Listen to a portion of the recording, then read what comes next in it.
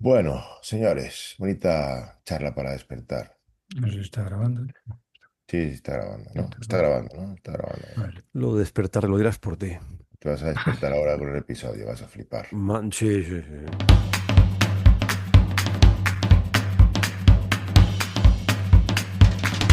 Esto es BIMRAS, el podcast sobre BIM y tecnología aplicada al sector de la construcción. El podcast sobre BIM que Chuck Norris nunca modeló en Revit porque él generaba la geometría directamente desde una base de datos relacional, con PostGIS y sin ayuda. Con post-its. Con PostGIS. Post-its. Post-its. Señores, ya sabéis, una vez más el becario BIM con más peso conceptual por metro cuadrado de esquema IFC en turno de servicio. Y como siempre, me acompañan mis dos colegas que ya han dado la nota por ahí. El hombre que ha hecho de Blender y de Bonsai la religión de moda, la voz que susurra Blender en rango de barítono mientras rasca una guitarra bluesera, los dedos a prueba de artritis a base de terapia blenderiana, don Rafa Tenorio. Madre mía, esta presentación es de. Ya estás, vamos, estás encumbrado. Ya, me he Poeta. Yo subido a la cama, de ahí, no sé, me iría me he al, venido arriba. Y el me iría al protagonista de MediaMarkt. hoy, que está ahí, que no calla, el protagonista de hoy, el arquitecto que decidió que la geometría llevaba demasiado tiempo mandando más de lo que le correspondía. Lo escribió en un paper, lo llevó a un congreso y encima sin diapos de apoyo. La versión premiada de BIMRAS, don Evelio Fuck Geometry Sánchez. Es cierto que yo me llevé un premio, tío. Bueno, llevaste un premio, eres tú la versión premiada de Es BIMRAS. cierto que me lo llevé. Joder, tengo que ponerlo en algún sitio que lo vea. Encima. Para recordarlo. Bueno, señores, cuando me pidieron que condujera este episodio, lo primero que hice fue armarme de valor, leerme el paper que yo presentó BIM dos veces. La primera para tratar de entender algo y construir sobre ello, y en números de una persona normal, no sé si un 10% de entendimiento, con mucha suerte. Y la segunda, pues con los ojos del profesional que lleva años peleando con modelos BIM que pesan demasiado, tardan demasiado y saben demasiado poco de lo que contienen. No, Y el no entendí resultado, yo bien si presenté dos veces el paper o te lo leíste tú dos veces. me lo leí yo dos veces. Dios mío. O sea, eso no lo he hecho ni yo. Ah, ya, porque tú lo has desarrollado, entonces no te hace Coño, falta. pero... Pero al resto de los mundos es más. Yo considero una hombría que en dos lecturas le haya podido dar una vuelta. A ver, pero eso es lo Porque, normal. En un paper, cuando sale de ChatGPT, lo cuelgas ni lo revisas Claro, lo directamente. pones y claro, tú listo. efectivamente lo has sacado de ChatGPT y a correr. Además, Eh, ChatGPT bueno, actúa como un redactor de papers.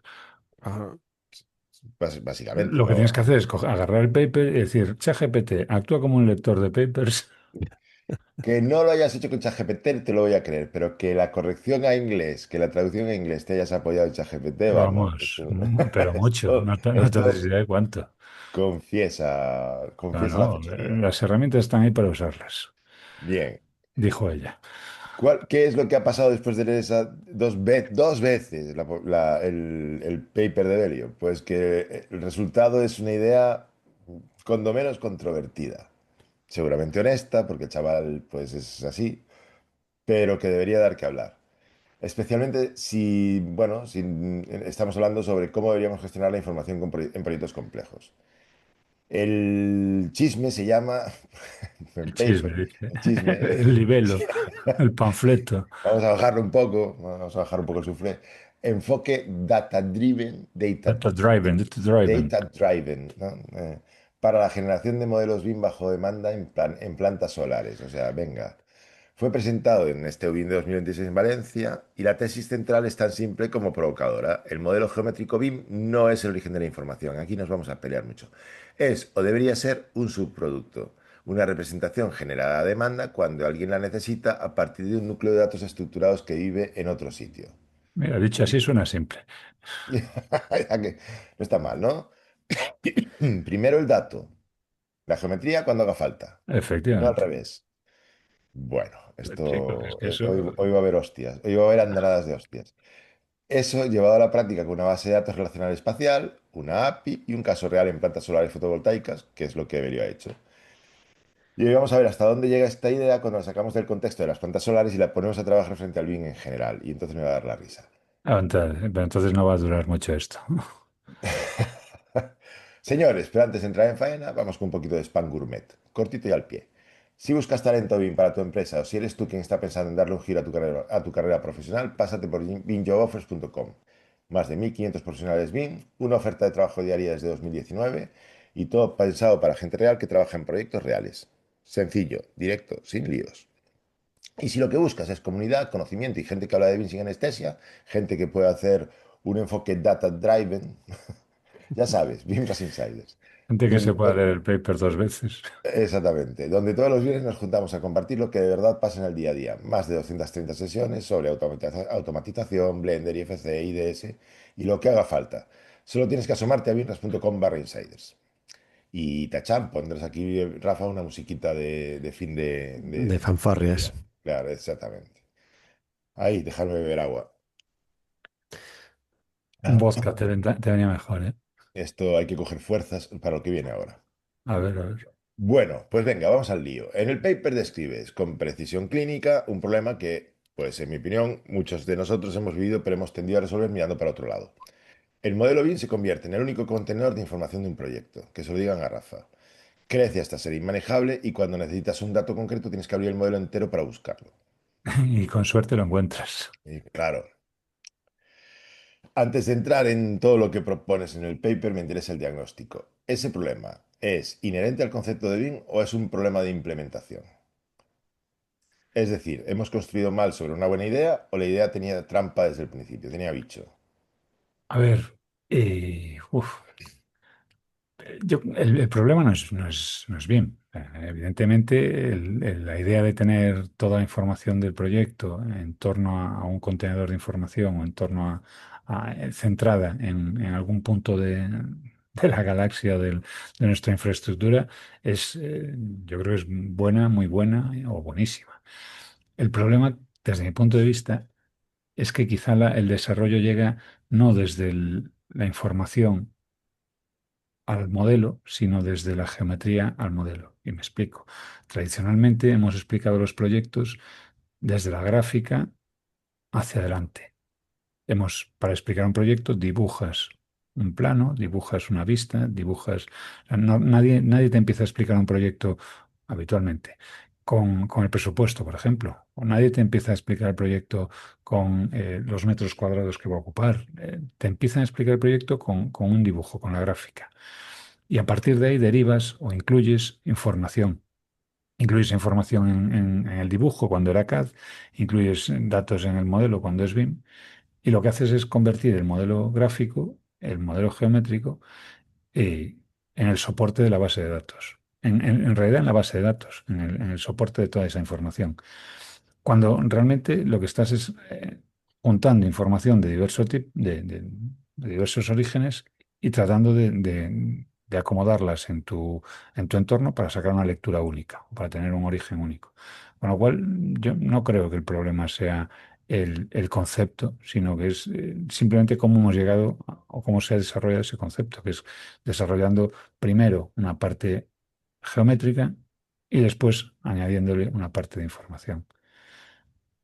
Pero Lógica ahí, evolución, por otra parte, ojo, lógica evolución porque nosotros venimos del dibujo, dibujo propiamente dicho, pasamos a una construcción digital que no deja de ser una evolución de ese dibujo para una construcción tridimensional y a partir de ahí empezamos a meter la información. claro, pero ahí un poco de culpa tendrá que ver esto de que cuando hablas de BIM como contenedor, estás hablando de una implementación específica, la del archivo monolítico de una herramienta de autoría, o sea, lo que conocemos como un revitismo agudo. Es decir, Vale, alguien pensó que en un modelo de Revit podía caber todo, pero, a pero ver, ese concepto como eh, tal yo choca esto con lo que dice. lo he dicho muchas veces aquí en Bimbras. Tenemos en general una concepción modelocéntrica. Tomando como modelo el modelo geométrico, tomando como modelo el archivo. De hecho, hay una confusión muy habitual y es terminológica entre modelo y archivo que supone muchas veces confusiones importantes. Y además también he comentado en más de una ocasión que el modelo deberíamos entenderlo en la polisemia que tiene el término como un modelo en el término matemático del mismo. Un modelo como un conjunto en matemáticas, algoritmos y ecuaciones que dan forma a una realidad. Pues en nuestro caso, el modelo yo creo que no debería ser nunca equiparado a archivo, sino equiparado siempre a un conjunto de orígenes de información que juntos dan forma a una realidad actual o futura, pero a una realidad. Y como conjunto de información. Tan modelo es, o tan parte del modelo es la geometría como el presupuesto. Lo que tenemos es que procurar que ese modelo sea coherente, consistente y que toda la información esté, digamos, coordinada con respecto a un origen de la misma. Claro, pero después también hablaba la ISO de contenedor de información. Un contenedor de información en teoría es una caja de información. O sea, es un... Claro, no sé si eso es muy asimilable porque toda esa caja sea en realidad un único archivo. Pero bueno, Cuando habla de la ISO 19650 de contenedores, habla de los espacios en los que la información reside. Y tan es contenedor un archivo de cualquier herramienta de autoría, como es una carpeta, como es un disco duro, como es una localización en la nube o como es un archivo de texto. O sea, cualquier espacio, cualquier medio que soporte de forma persistente información es un contenedor. Entonces, de nuevo, una confusión terminológica bastante habitual es pensar que el contenedor de información de la ISO es una carpeta. No, no. Contenedor de información de la ISO es el espacio o la infraestructura o hombre, no me sé la definición de memoria y menos ahora que están cambiando de terminología, pero no es el archivo. El archivo es también un contenedor. Y además ¿cu- un contenedor que puede funcionar en múltiples dimensiones, porque tan contenedor es el archivo como la carpeta que lo contiene, como el disco duro en el que reside, como el servidor en el que está. Entonces, ¿cuánto, esa cuánto de, lectura yo creo que nos hace falta. cuánto de todo esto viene de haber adoptado normas británicas en donde la terminología está llena de falsos amigos? Pues hay bastante. Hay bastante, ya te digo, por ejemplo, la de modelo es paradigmática. El pensar que un modelo es una representación concreta o que es un archivo concreto o que es una geometría, a mí pues, me hace pensar que nos hemos olvidado, pues eso, de la variedad de sentidos o de significados que puede tener la palabra y que nos hemos centrado en una muy, muy, muy, muy concreta, muy sesgada también, también muy fácil de adaptar, porque adoptar como referencia un modelo geométrico es, bueno, algo que se puede, es bastante más tangible que que un modelo conceptual. Entonces, tiene o sea, problemas bastantes la traducción de conceptos, de ideas desde un idioma que, bueno, pues tiene sus limitaciones como cualquier otro cuando lo traducimos al nuestro. Ojo, y cuando lo traemos a una cultura que no es la misma, porque ya no es una Yo cuestión creo solo que de fue más. lenguaje. Yo creo que por eso decía haber adoptado normas británicas, porque efectivamente la cultura británica no es la misma que la nuestra. Y sus conceptos mentales tampoco son los mismos que los nuestros. Y cuando además le añades falsos amigos, pues estás creando una batidora que Ah, es, produce es- un es zumo bastante absolutamente, demencial. es absolutamente demencial. Porque, Eh, insisto, y además en una norma en la que, en este caso, hablando específicamente de la norma, en una norma en la que los términos tienen un sentido muy concreto. Y que muy concreto me refiero a que quieren decir una cosa y no otra. Esto que parece tan evidente, pues resulta que cuando nos ponemos a interpretar la norma, pues en realidad lo que hacemos es una, una especie de eh, análisis de textos en el que empezamos a sacar todo tipo de, no, bueno, pero es que en realidad quiere decir, o podemos entenderlo como, y ahí ya es un despiporre. sí, sí, sobre todo con nuestro no muy profunda comprensión del idioma inglés. O sea. Bueno, vamos con tu paper, porque esto, a ver, no lo metí en el guión, pero yo creo que ahora releyendo así por encima mientras tal, igual falta una pequeña introducción a lo que era el proyecto, porque esto sale de una propuesta, o sea, sale de un proyecto que en realidad, bueno, llegó hasta aquí y lo hicimos descansar sobre nuestro bot con coleta, porque evidentemente no había forma de atacarlo si no fuera soltándote a ti sin bozal se nos pedía, o bueno, se nos proponía un tipo de asesoría en la que diéramos forma, ¿no? a modelar un proyecto BIM pero de una planta solar fotovoltaica, pero digamos que naciese de los datos, no al revés, ¿no? Efectivamente, a ver, realmente cuando llegan a nosotros, yo lo he explicado muchas veces diciendo que llegaban con una carta a los Reyes, en la que, bueno, entendían o veían desde la empresa que tenían mucha información muy dispersa, muy difícil de coordinar a lo largo del flujo de vida de sus proyectos y que por lo tanto necesitaban algo que les diera orden. También estaban, o están, no sé, en fase de implementación BIM con una empresa pues, reconocida y evidentemente con las herramientas que uno puede esperar en cualquier implementación BIM en este país.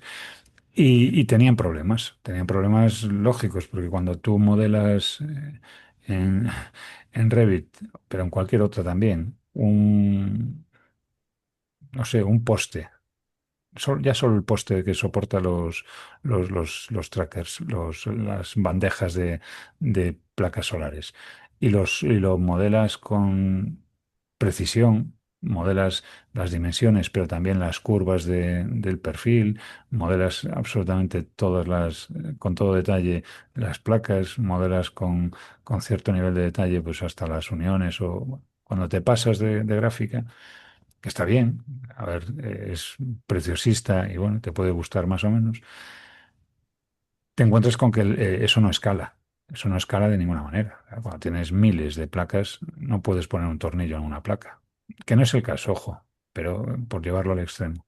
Entonces ellos lo que querían, o lo que planteaban era algo que nos habían oído hablar muchas veces, que es que a lo mejor convenía que fuese el dato el que manejase el modelo geométrico y no al revés. Veían que las herramientas con las que estaban empezando a trabajar, Civil, Revit y otras, enseguida mostraban sus costuras porque no están preparadas para este tipo de elementos directamente. No están, un Revit no está preparado para una planta fotovoltaica, eh, por lo menos no con la aproximación habitual. Entonces nos plantean, oye, ¿cómo podemos darle una vuelta a esto?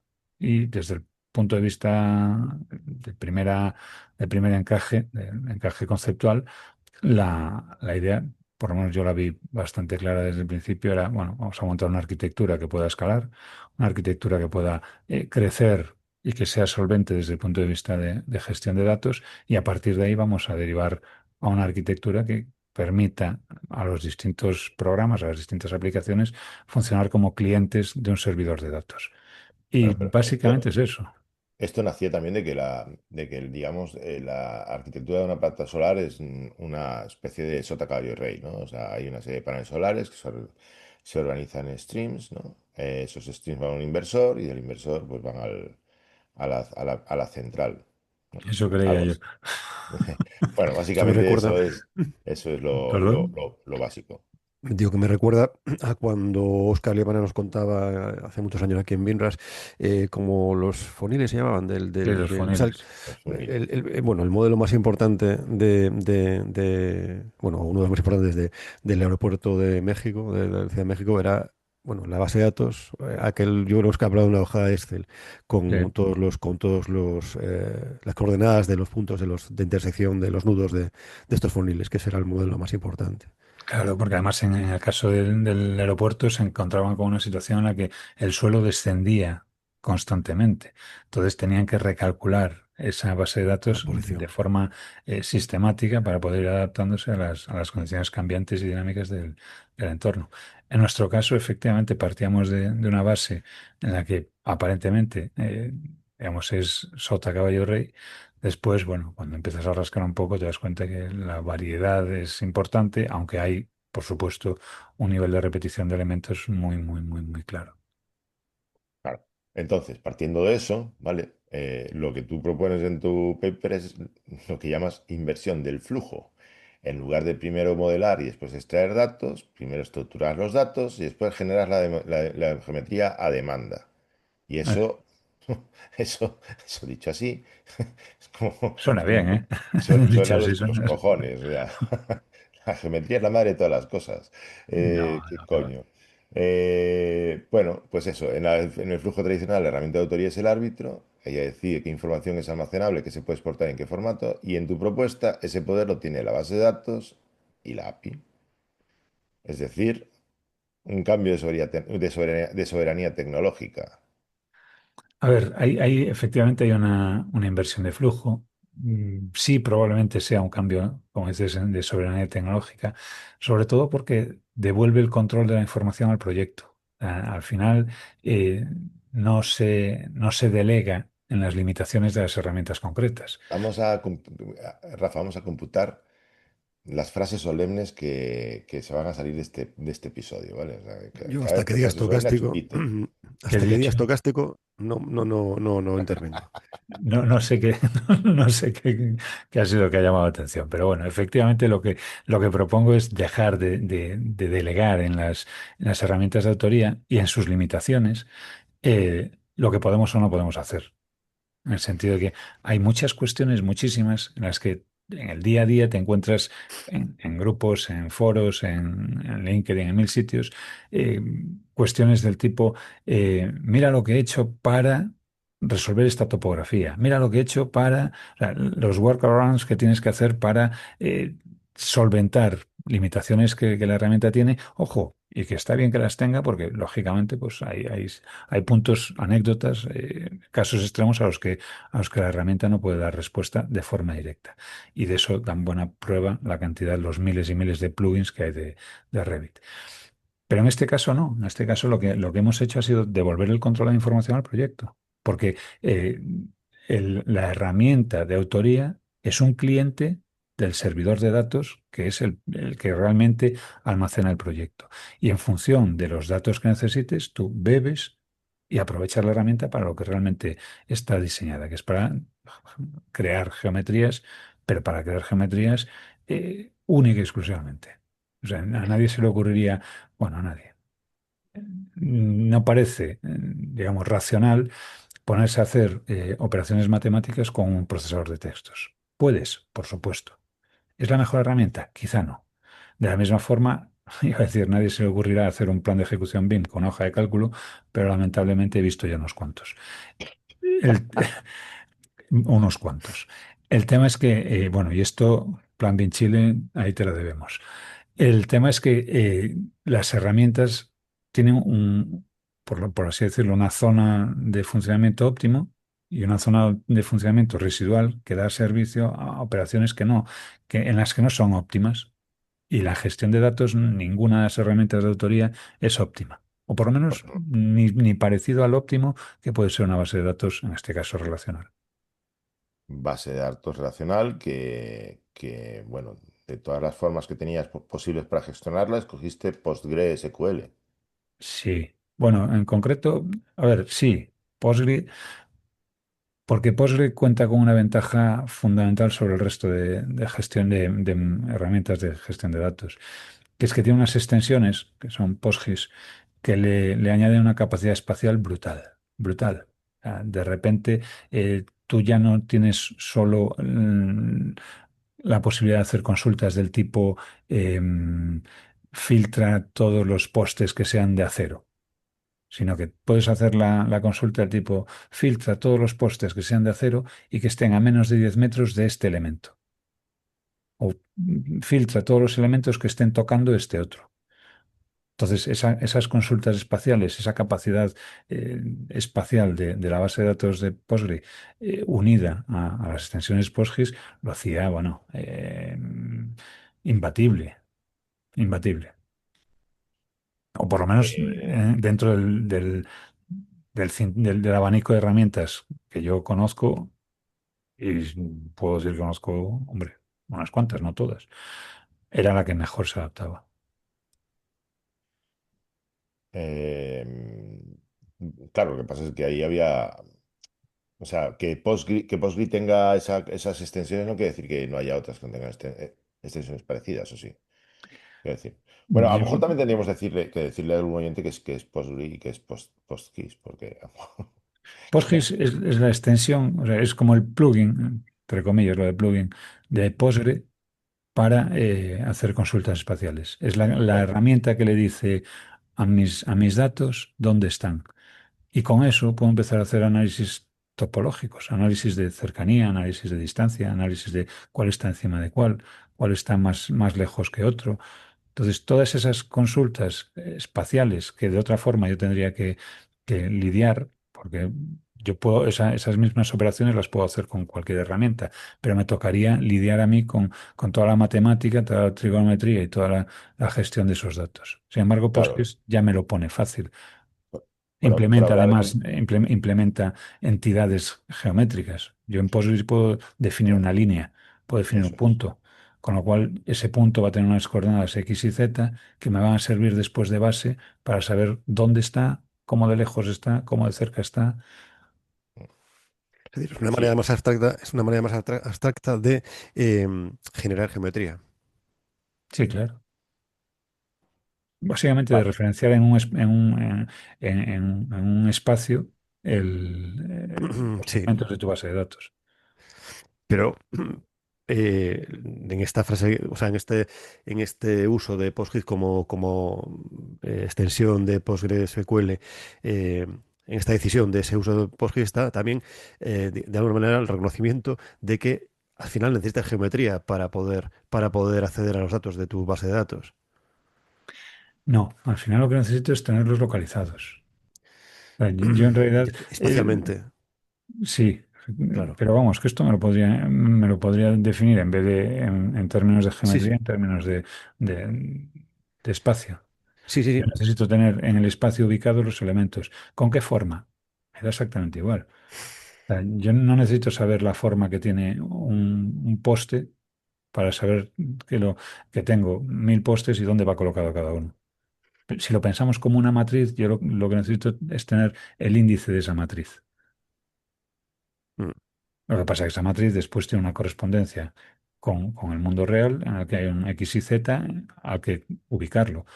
Pero en realidad estamos hablando de gestionar una matriz de datos. Sí, sí, está claro. Y como decíamos antes, es una manera, bueno, eso, es un modo de acceder a los datos, sí, a los datos de este ejemplo concreto, eh, pues bueno, pues quizás, bueno, pues seguramente más eficaz que tener, que tener un modelo, o sea, un modelo geométrico eh, Claro, porque tú piensas tan, la tan, velocidad con la que puedes hacer consultas en una base de datos y la velocidad con la que puedes hacer claro, en un filtros y modelo consultas en un modelo geométrico es es radicalmente distinta. O sea, un modelo geométrico no está pensado para consultas, está pensado para producción de geometría. al punto al que quiero ir es que en definitiva, de una manera formalmente formal, valga la redundancia, como puede ser un modelo geométrico convencional, clásico, canónico, que puedes hacer por sobre autoría. Y, o sea, da lo mismo que en esa manera o por tu vía de trabajo, que es hacer con una base de datos, base de datos relacional, al final las dos están utilizando relaciones geométricas. O Sí, sea, pero no, la diferencia está en el foco. En sí, sí. una, el foco es absolutamente centrado en los datos, en el otro y deriva a partir de ahí. Hay datos que tienen una geometría, hay muchísimas entidades dentro de la base de datos que no dependen de la geometría, dependen únicamente de las relaciones que tienen Ujú. con otros elementos.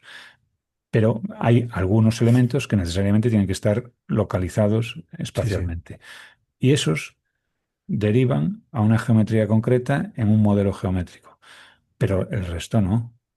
Cuando el modelo tradicional lo que hace es generar esa geometría, de esa geometría derivar datos y de esos datos pasar a unas relaciones que a veces son pues, exactamente complejas de establecer.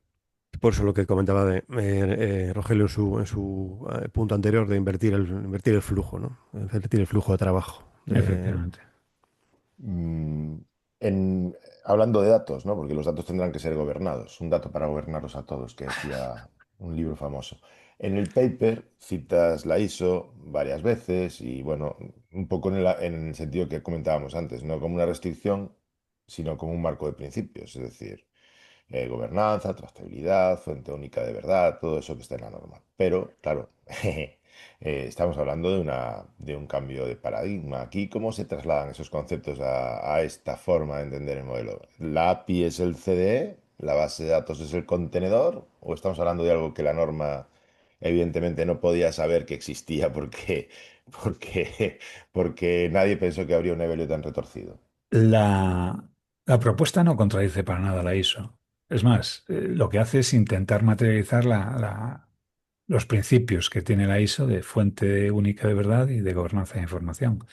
Y si conceptualmente siguen existiendo entornos de datos, siguen existiendo contenedores, lo que pasa que, pues, ampliando un poquito las miras y pensando que un contenedor no es una carpeta o pensando que un CDE no es un Dropbox, pues nos encontramos con que efectivamente la API no es el CDE, pero puede ser parte del CDE. La base de datos no es el contenedor, pero puede ser uno de los contenedores de información. Entonces, no se trata de contraponer esto a un concepto, digamos, más canónico de los que establece la ISO, sino decir, oye, vale, vamos a extender un poquito el marco conceptual en el que trabajamos y vamos a pensar que un entorno común de datos es simplemente un entorno de datos al que todo el mundo puede Lo, acceder. lo que pagaría yo por ver tu API metida en Catenda. Pues, La pues tiene, CC, tiene, o en tiene la una CC. fácil conexión, ojo, porque es que precisamente la arquitectura que hay detrás de todo el sistema tiene en cuenta que cualquiera pueda funcionar como cliente de esa fuente de datos. Evidentemente, ojo, que yo no estoy hablando que des a un botón y aparezca un RVT. O que des a un botón y aparezca tu planta solar lista para imprimir, que no está lejos, pero no es eso. Lo que estoy diciendo es, oye, tienes los datos para, de forma automática y sin el espacio al error humano, que esto se genere. Vamos con otra pregunta de las que me molan a mí. Porque, bueno, supongo que mucho, si hay alguno de infraestructuras que esté escuchando este episodio, desde luego se lo tiene que estar pasando a pipa porque me está, o sea, seguro que le estás dando en el punto de dolor. ¿No? Me estoy imaginando Si te eh, digo la verdad, no sé cuántos a estas alturas, después de media hora, estarán todavía cuántos se nos han caído. siguiendo el episodio. Pero estoy pensando en todos los ferroviarios que tienen que hacer modelitos de vías Ojo, y como disclaimer, no he sido yo el ¡Oh! que ha propuesto el episodio.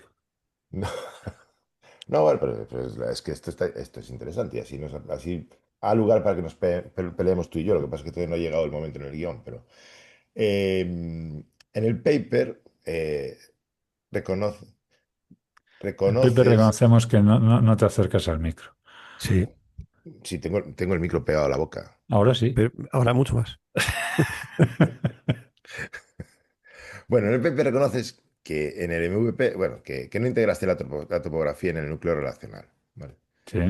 Claro, y en una planta solar eso no es algo que puedas No, obviar no así es, no es como una así. situación menor, ¿no? La topografía no es algo que puedas decir, no, esto lo dejo para la segunda vuelta, ¿no? Porque determina dónde va cada panel, dónde va cada tracker, cómo se orientan los módulos, qué longitudes tienen los Sí, cables, sí, sí, sí. cómo se Absolutamente drena el todo. agua. Para dónde va todo.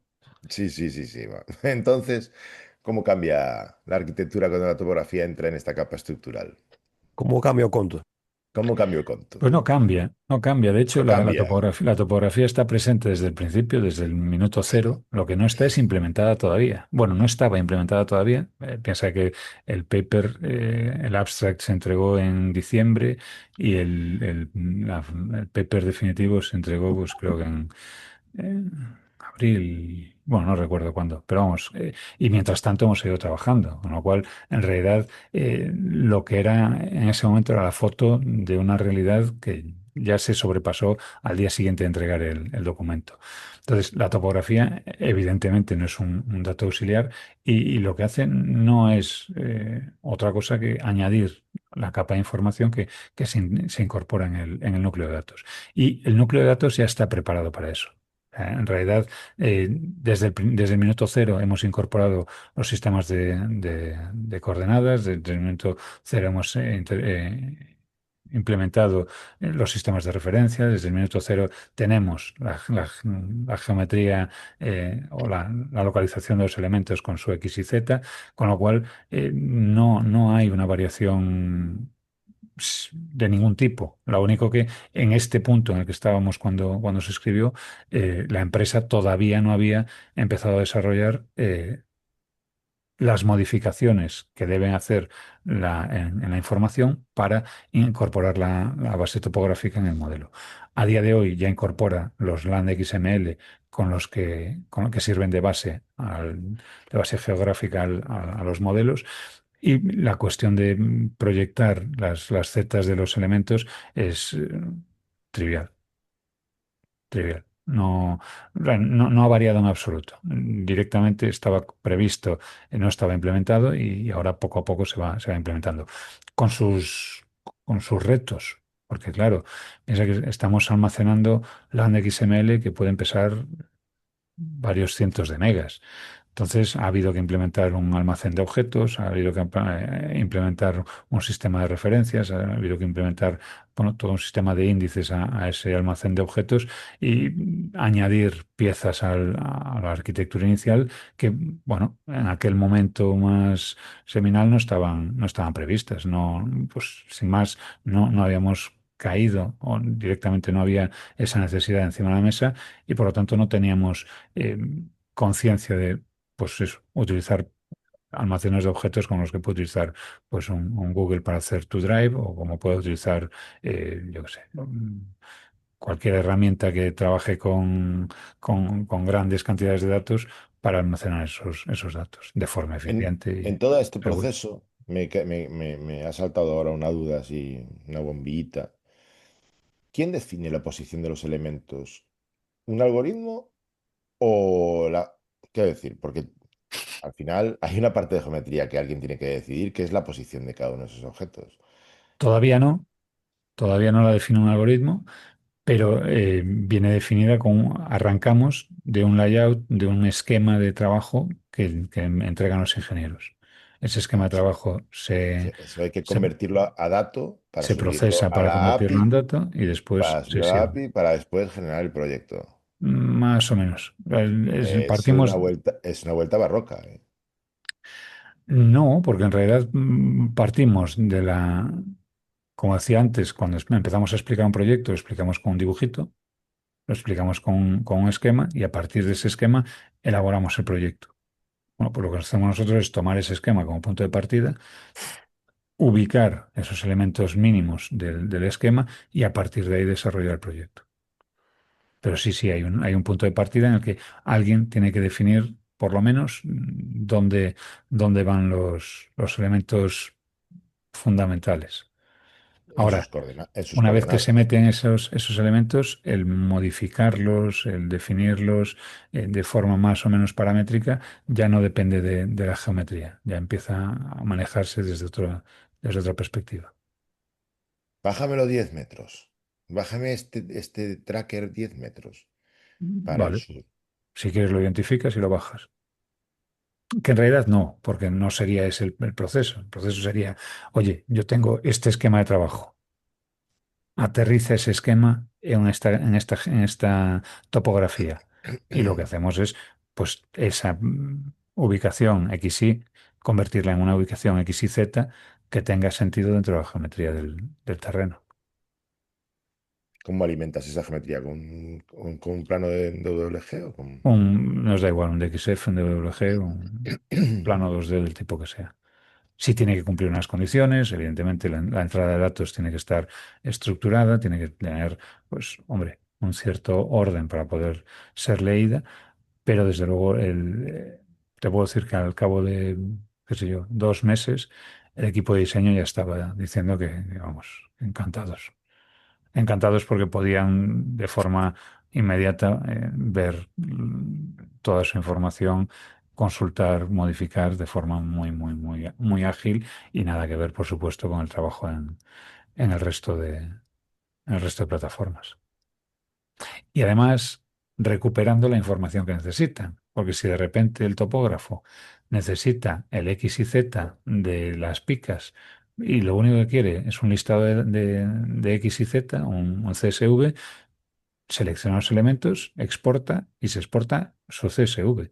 No se exporta un modelo del que después tiene, o no abre un modelo del que después tiene que saber cómo hacer una tabla de planificación, de ahí saber cómo exportar a un Excel y de ahí llevárselo a donde sea. No, no. Aquí, oye, ¿qué elementos quiero? Pues quiero las picas. ¿Qué datos quiero? X y las coordenadas.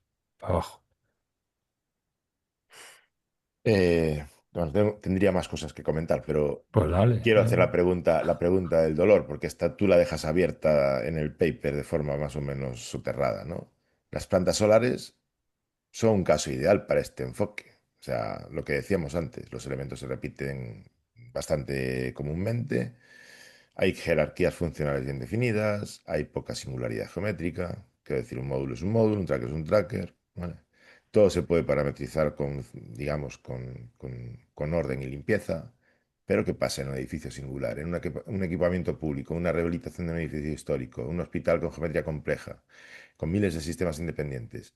Ahí sigue siendo el dato el origen o la geometría recupera su papel de que yo soy el jefe. Porque, vamos, es un poco más complicado, ¿no? Eh, ¿Este enfoque es más de nicho concreto o debería aspirar a ser la respuesta general? A ver, Y yo creo, el- y te voy a dejar contestar para que nos podamos pelear a gusto. O sea. no, no, yo no creo que haya pelea de ningún tipo. O sea, vas a darme la razón. Para empezar, no afirmo que sirva para todos los proyectos. O sea, esto no surge de una situación concreta, de una necesidad concreta de una empresa y a lo mejor ni siquiera sirve para otra empresa. Que yo creo que sí, pero bueno, podría ser oye, pues por los procesos que tenemos implementados en otra empresa no funcione. Pero lo que está claro es que no digo que sirva para todos los proyectos. Lo que sí planteo, y ahí está el núcleo digamos, de la discusión, es que la separación entre dato y representación yo creo que tiene valor mucho más allá de las plantas solares. Eso tiene sentido mucho más allá de cualquier herramienta o de cualquier proyecto concreto. Porque estamos y cada vez más en una deriva, yo creo que de adoración de la geometría como tal, que nos está alejando de lo que realmente es un proyecto. Un proyecto es un conjunto de datos de los cuales la parte geométrica es un- una, una sección. No digo ni más ni menos importante que cualquier otra, pero es una parte de ese proyecto. Y creo que, sinceramente, esa separación entre datos y representación es válida para cualquier tipo de intervención. Si hablamos de infraestructuras, muchísimo más. Si hablamos de edificación, no veo por qué no. Lo que no veo, claro, es que sea tan inmediato y, por supuesto, que el aprovechamiento sea tan rápido. Porque aquí, como tú has dicho, tenemos muchos elementos repetidos, muchísimos, y esa repetición hace que sea muy eficiente cualquier, digamos, reducción de fricciones.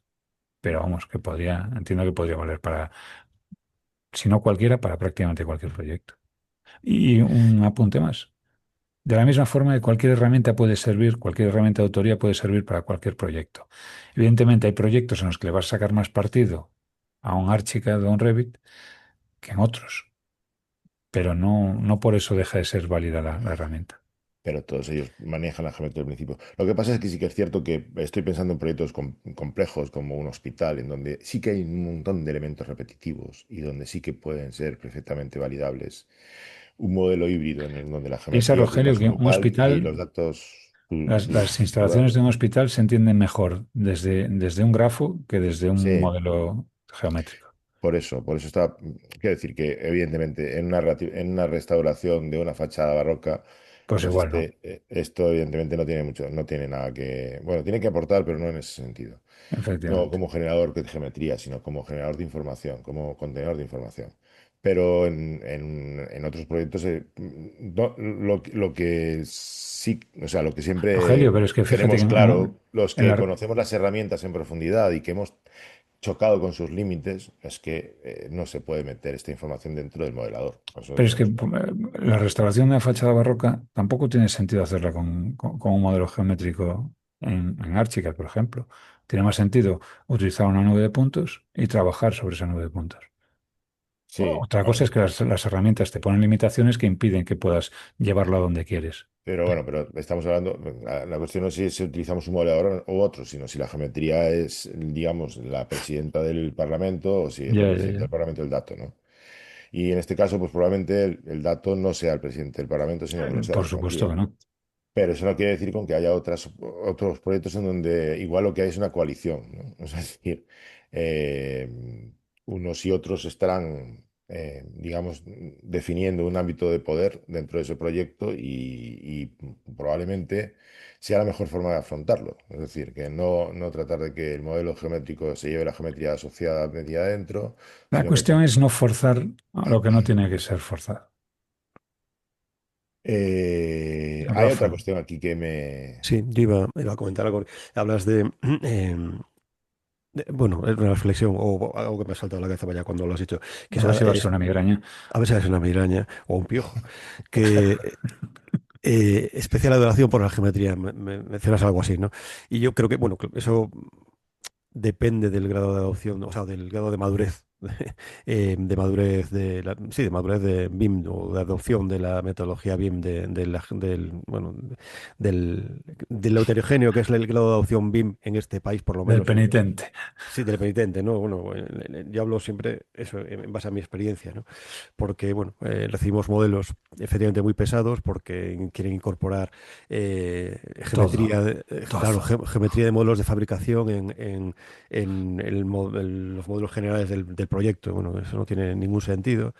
Y claro, es mal ejemplo para comparar, ¿no? Si, pues Eso me lo han hecho, ojo. sí, sí, y a mí también, No sí, digo sí. en este proyecto. Este Ah, sí. proyecto, sí, sí, sí. Cuando pedimos los elementos individuales para colocar en digamos, el modelo geométrico, eh, pues mandaron, por ejemplo, una Power Station. Una Power Station es, digamos, el punto de conexión entre la planta solar y la red eléctrica.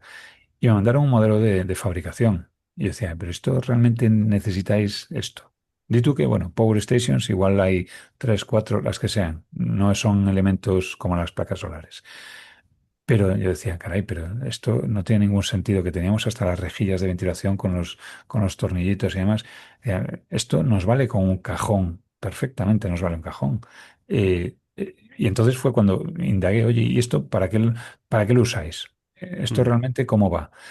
Y tratando de ver si la representación geométrica del elemento necesitaba ser tan precisa. Y para nada. O sea, la respuesta fue, no, no, no, si con un cajón nos llega. Lo que pasa es que esto es lo que nos mandan. O bueno, pues yo lo convertimos en un cajón, un paralelepípedo, que si necesitamos, además, si eso lo planteamos, de hecho, me pilla estos días a vuelta con eso, si necesitamos cambiarlos de repente por una geometría más detallada, lo único que hacemos es cambiar el tipo de elemento. Por así decirlo, si yo en mi base de datos almaceno en términos revitianos, si yo almaceno la familia simplificada, generar un modelo simplificado es tan fácil como agarrar esa familia e insertarla donde toca. Pero si lo que quieres es un modelo detallado, lo que tengo es que apuntar a otro modelo, a otra geometría mm, más detallada. Cambio el tipo y todos los elementos van a llevar ese tipo. Pero más allá, resulta que en IFC nosotros tenemos distintas representaciones para el mismo elemento, con lo cual el mismo tipo de elemento puede almacenar distintas representaciones.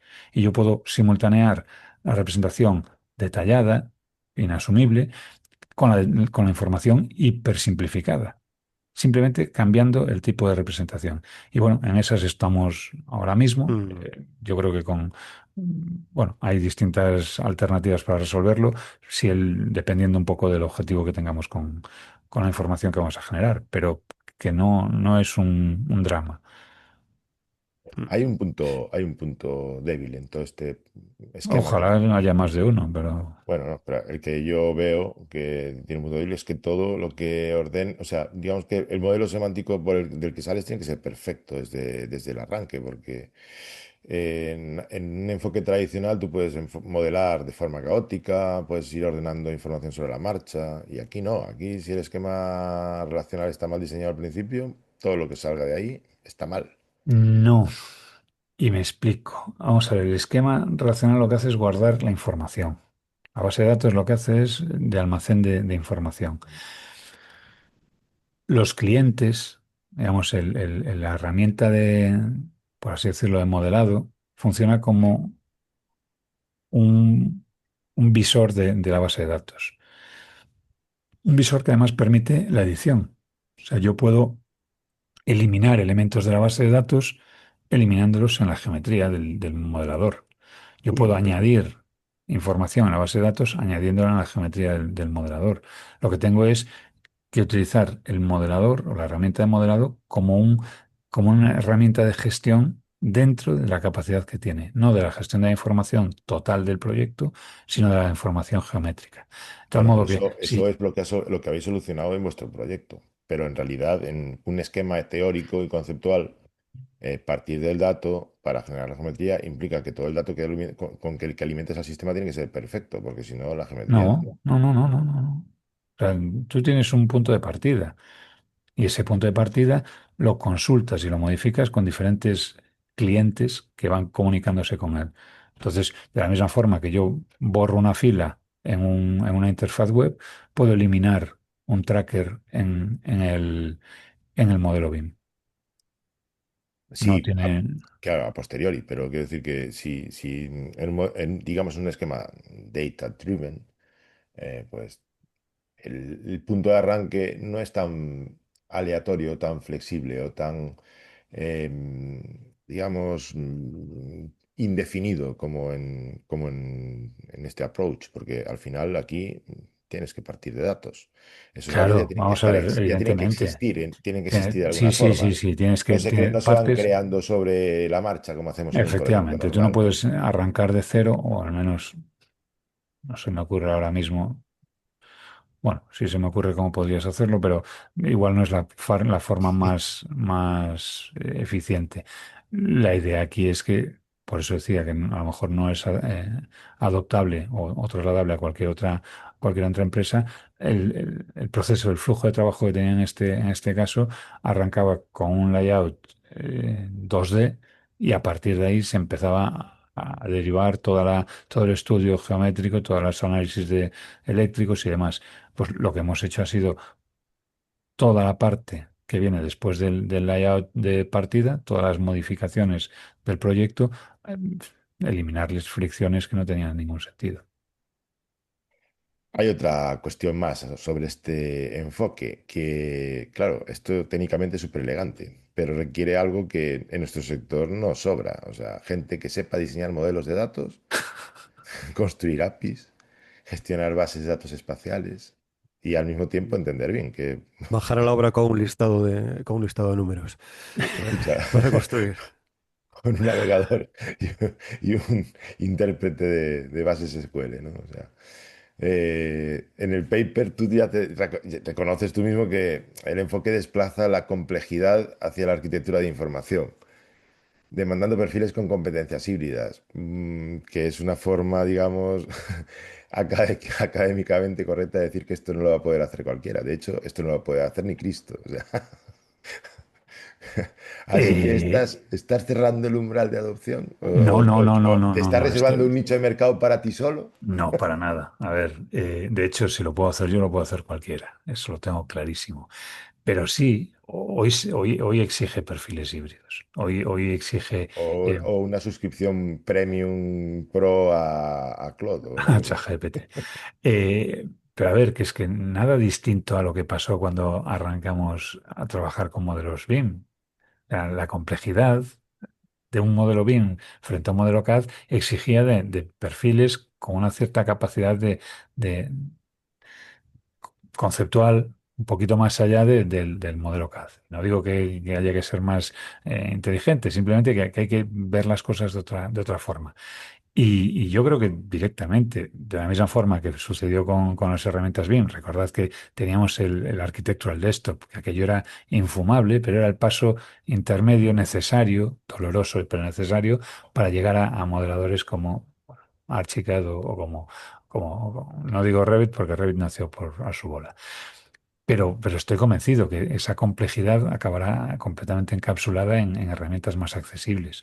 Otra cosa es, ¿cualquiera puede diseñar esta estructura, esta arquitectura? Bueno, creo que sí. La implementación a veces pues, no será tan inmediata. Yo aquí no estoy solo, o sea, hay gente en la empresa, hay desarrolladores que están trabajando con esto, pero la batuta, de alguna forma, sí la tiene que llevar alguien que sea capaz de leer los dos mundos, un perfil híbrido. Que no digo que yo sea el mejor exponente, pero desde luego en este caso era el que había. El que había de Entonces, mano. El que había claro, de mano. entonces Ay, sí ha coincidido, pues eso, un perfil particular, si quieres, que no es digamos, el medio. Hasta ahí te lo puedo admitir, pero que no, para nada eleva como decías, un umbral de adopción. Simplemente abre el campo a perfiles bueno, que de alguna forma tienen que especializarse en campos que tradicionalmente escucha, escucha, hacia los que no hemos escucha, querido, mirado. aquí estás con, escucha, queridinho, aquí estás con dos que más o menos entienden cómo funciona esto que estás planteando. Y si nos tuviésemos que poner a desarrollarlo, desde luego, ni de coña. Así Y que, yo tampoco, Rogelio. Lo que pasa que yo sé a dónde quiero llegar. ¿Sé qué ruedas tengo que calzar para hacer más vueltas? No, pero sé que quiero hacer más vueltas. Entonces necesito que alguien entienda mi objetivo y sea capaz de plantearme opciones. Yo además tengo la capacidad de leer si esas opciones son o no las adecuadas y de plantear las preguntas. Yo más que respuestas, lo que hago es plantear preguntas. Lo que pasa, claro, hago preguntas que a veces notas que pinchan un poquito y pinchan y ponen en entredicho pues conceptos preconcebidos, ponen en entredicho soluciones admitidas por defecto y bueno, eso hace que evolucionemos todos. hay una cosa que a mí me parece muy, muy interesante en este paper que tú no mencionas para nada, o no sé si lo mencionas, pero yo no lo vi así, que es el tema de la soberanía de los datos. En el momento que yo, Está sobrevolando desde el punto uno hasta el y, punto pero final. bueno, pero específicamente, pero claro, tú en el momento en que quitas el dato y lo sacas, lo arrancas del jardín cerrado de un modelador, que es una herramienta privativa, y lo metes en una base de datos relacional gestionada con código abierto, realmente estás haciendo que si el día de mañana la herramienta con la que se convierte esa información en geometría es cualquier otra, pues te dé un poco igual. Funciona. Es Te que dé un ese ha poco sido igual. uno de los principios rectores del proyecto. Y eso es tremendísimo, ¿no? O sea, La soberanía o la independencia tecnológica era fundamental, sobre todo en una empresa que, como dije al principio, estaba en un proceso de implantación BIM después de llevar años trabajando en CAD. Entonces están sufriendo directamente lo que supone el pasar de un sistema a otro sin tener posibilidad de aprovechar toda la información que han producido, sin poder aprovecharla de forma cómoda, toda la información que han producido. Entonces, como te decía, la soberanía digital sobrevuela constantemente la propuesta porque precisamente lo que enfoca es, mira, tú utiliza la herramienta de autoría que quieres, que los datos son míos. Y mientras los sí, datos sean míos, yo puedo conectarme al cliente que me dé la gana. El cliente que me dé la está. gana es un CSV en un momento dado, pero es un Revit en otro momento, es un Civil cuando toca, puede ser un Archicad, cualquier herramienta que tenga la capacidad de conectarse con la base de datos va a ser un cliente posible O para al que le aprovechar pueda esos crear un datos. conector, o al que le pueda crear un conector, es decir. Efectivamente. O sea, nosotros de hecho, la empresa cuenta con aplicaciones propias que se han conectado, se están conectando a la base de datos, porque nosotros exponemos esa API y le damos a la herramienta, por ejemplo, de cálculo eléctrico, toda la información que necesita de los elementos. Y ya no tiene que medir cable. Ya los cables están medidos. Ya no tiene que ubicar espacialmente las cajas o los inversores. Ya están en la base de datos y lo único que tiene que hacer es: oye, ¿cuántos tengo? Tantos. ¿Quién cuelga de este inversor? Todos estos. ¿Qué ¿Cuánto- potencias trae cada uno? Todas estas. cuánto- Calculo y devuelvo. ¿Cuántos trabajadores van a quedar en la oficina técnica una vez que acabéis este proceso? ¿Tres? Bastantes más, porque ahora pueden ser muchísimo más productivos y centrarse en aspectos en los que antes no podían dedicar tiempo. Y antes, ya para acabar, antes mencionaste herramientas, ¿no? Que esto un poco era el arquitectural desktop de lo que se supone que podrá ser desarrollado mejor y de forma más amigable por alguna herramienta. Y ahí igual toca hablar de IFC5, ¿no? Porque la intención de Building Smart es precisamente separar geometría de datos en IFC. Eh, Ojalá. De entonces, hecho, en este sentido, eh, completamente alineados. Piensa de todas formas que IFC es un esquema de datos, es una forma de organizar la información, no es un formato. O también es un formato, pero esta es otra de las de los debates conceptuales en los que de vez en cuando toca meterse. Es decir, que el IFC no es el step, el IFC es el esquema de datos, es la relación que hay entre unas piezas y otras. Entonces, nuestro modelo es perfectamente válido para un esquema de datos o para otro, porque lo único que necesitamos es decir, oye, mira, toda esta información que tenemos, ¿cómo crees que debo organizarla para llevármela de aquí y que tú la puedas leer? Tú me das ese esquema de datos, yo la ordeno conforme a tu esquema de datos y te la entrego. Pero los datos están. Mira, ayer en una de las clases, en la última clase que di del máster de inteligencia artificial, tomamos un IFC y lo convertimos en un grafo. La información está, las relaciones están. Yo lo que hago es cambiarle la forma en la que se visualiza la información. Pero la información, los datos son la base. Si yo no tengo esos datos correctamente y hacia un alumno la pregunta, oye, Belio, para hacer esto tenemos que tener la información ya limpita y preparada. Hombre, si quieres tener un grafo limpito y preparado, sí. Si quieres tener un grafo que tenga basura en medio, pues tráete la basura ya de casa, pero que no tienes ningún problema. O sea, vas a representar lo que tienes en otro, digamos, desde otro punto de vista. Y aquí lo hacemos igual. O sea, generamos el IFC 4.3 porque es el que tenemos. Pero si tuviésemos un 5 o si solo tuviésemos el 2x3 pues tendríamos que adaptarnos a generar en ese formato, adaptarnos a ese esquema de datos y enviarlo en ese esquema. No es. No hay nada que hacer al respecto. Y desde luego sí, mi intención era demostrar que el modelo es viable, que es posible hoy, que no hay que esperar a que evolucionen los estándares para que eso pueda implementarse. Que la separación de información geométrica e información alfanumérica es viable y se puede llevar adelante iba a decir sin problemas, sin mayores problemas. sin problema. Claro, piensa, a ver, yo en todo momento me he sentido en medio de la selva y con un Es que machete. es muy cómodo entender que, o sea, es muy cómodo para la mente humana, digamos, centralizar el problema en una única herramienta. Es muy cómodo para Claro, o sea, por defecto, si tú puedes resolverlo todo con en una un único tuerca, no parámetro. vas a cambiar Claro, el motor. claro, exactamente. Entonces, bueno, evidentemente la resistencia a cambiar este tipo de aproximación es alta. Otra cosa es que lo que decíamos antes, sea el esquema idóneo para cualquier tipo de proyecto y yo creo que Igual ahí no, pero sí, y te digo, o sea, yo de verdad que me siento constantemente como explorador en la selva con un machete en la mano. O sea, pues a veces cortas por donde debes y el camino acaba donde pensabas que acabaría y otras veces toca decir, oye, pues mira, no era por aquí. Pero está asumido, o sea, es una parte que conscientes de que esto, pues, digamos, las referencias no son tantísimas y que nos toca, pues, en algunos casos, no sé si innovar, pero desde luego explorar territorio que no conocíamos, seguro. pues señores, estamos ya para acabar, pero antes Yo sí que estoy para acabar.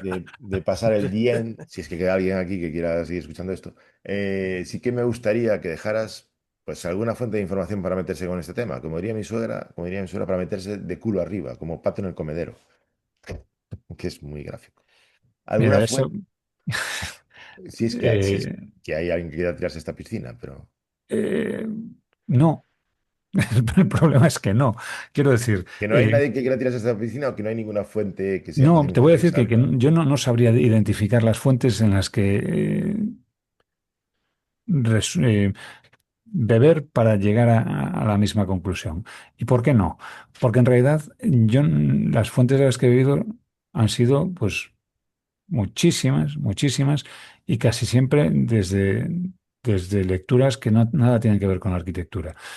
A mí me ha interesado, pues tradicionalmente, la tecnología, las tecnologías asociadas a la programación, que no la programación específicamente.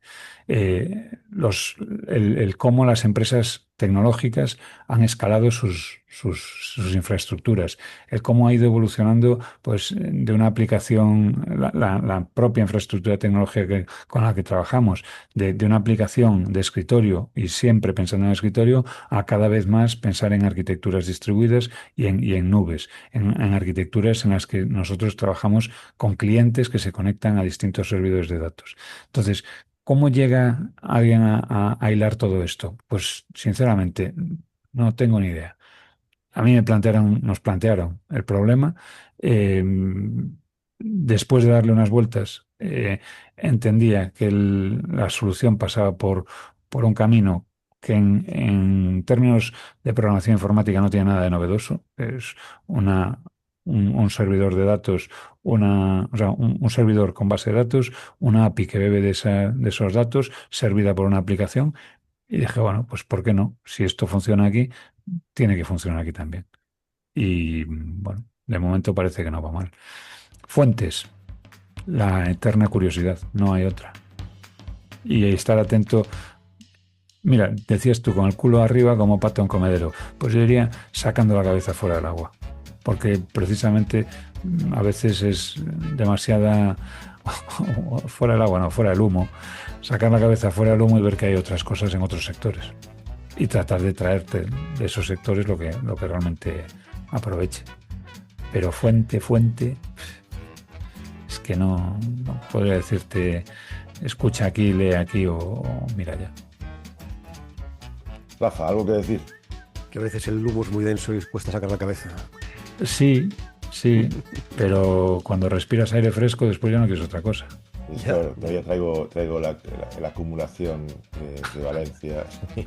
Estoy dosificándolo para que me llegue a la Pues la lo que hubieras disfrutado en Santander. Sí. Bueno. Eso me lo contarás ahora fuera del micrófono. Señores, mis conclusiones. Después de esta conversación, lo que Abel está proponiendo no es que tiremos el bien por la ventana. Está proponiendo que dejemos de confundir el contenedor con el contenido. Que la geometría es una representación y no una fuente de verdad. Y que cuando el volumen de datos y la complejidad del proyecto superan lo que un archivo monolítico puede gestionar con dignidad, hay otra forma de hacer las cosas. Si eso es herético o es simplemente honesto, lo dejamos a criterio del oyente. Lo que sí está claro es... Me estás llamando hereje. Herético, sí, hereje. Lo que sí está claro es, vamos... Te digo que después en Santander sí pude hacer la presentación de este tema, y un asistente se acercó a mí después de la presentación y dice: Belio, si lo he entendido bien, has matado el BIM. No, hombre, no. No sé si no lo has entendido bien o no. Lo que has matado es la teoría de que el espacio empieza en el Big Bang, pero bueno, eso es porque como anulas la geometría.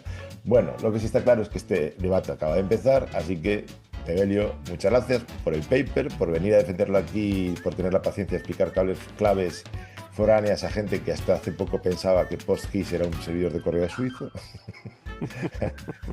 Rafa, gracias por las puntualizaciones de siempre, que alguien tenía que hacerlas, y sobre todo, gracias a ti, oyente, por acompañarnos en este viaje al interior de una base de datos. Seguro que has salido con más preguntas a las que tenías al entrar.